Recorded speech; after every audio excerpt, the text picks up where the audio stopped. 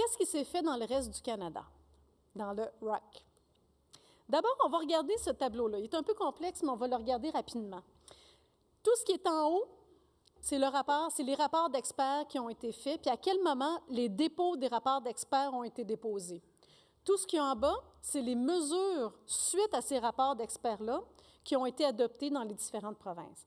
Donc, on voit que l'Alberta, la Colombie-Britannique, l'Ontario, la Nouvelle-Écosse, 2008-2009, le rapport d'experts sortait donc peu après ou pendant la crise. Donc, quand même assez rapidement. Le Québec, on a nommé les membres du comité d'experts en 2012.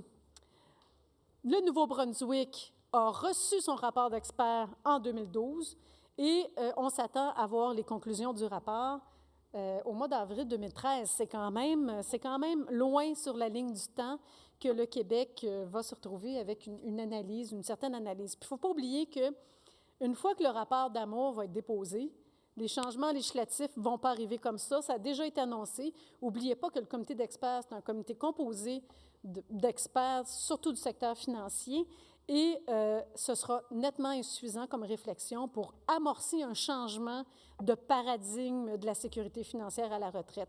Donc, il va falloir attendre quand même un bon bout de temps avant d'avoir l'ensemble du topo qui va modifier ce filet de sécurité sociale.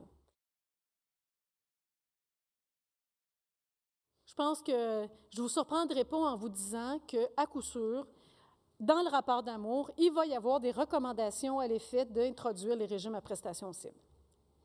C'est quoi un régime à prestations cibles? Très rapidement, d'abord, c'est un régime qui n'existe pas encore au Québec, bien que négocié par certains groupes là, qui sont en attente d'une réglementation, dont Abitibi et White Birch. C'est des régimes à prestations déterminées où le risque est assumé par les participants je devrais dire, les retraités. Non, et les retraités plutôt. C'est vraiment les retraités dans un régime à prestations cibles sont à risque. Dans ce genre de régime, les rentes peuvent varier en fonction de la santé financière du régime. La cotisation de l'employeur est quant à elle fixe, mais elle peut être négociée. C'est ça un régime à prestations cibles, en gros. Donc, la position de la FTQ en regard des régimes à prestations cibles. Je vais plus vous expliquer après ce que c'est. Donc, actuellement, la FTQ est en désaccord avec l'introduction des régimes à prestations cibles qui font assurer le risque uniquement par les actifs et retraités.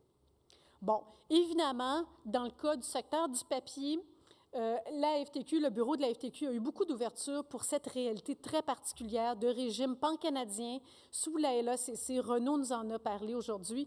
Je pense que le bureau a eu une très grande ouverture par rapport à leur réalité, mais de façon générale, de faire en sorte que tous nos régimes deviennent à prestations cibles, on n'est pas là, pas du tout. Parce qu'on pense qu'il y a des choses à faire, puis on a eu 3 illustrations, on vient juste d'en avoir 3 illustrations ici. Il y a des choses à faire pour redresser le financement de nos caisses de retraite sans faire en sorte de tout retirer le risque de financement aux employeurs. Il y a des choses à faire, puis il faut le faire. Donc, pour cette raison, la FTQ est en désaccord avec les régimes à prestations cibles. Il faut réduire le risque dans nos régimes de retraite, donc le risque de volatilité de la cotisation. C'est vraiment l'enjeu qu'on doit affronter.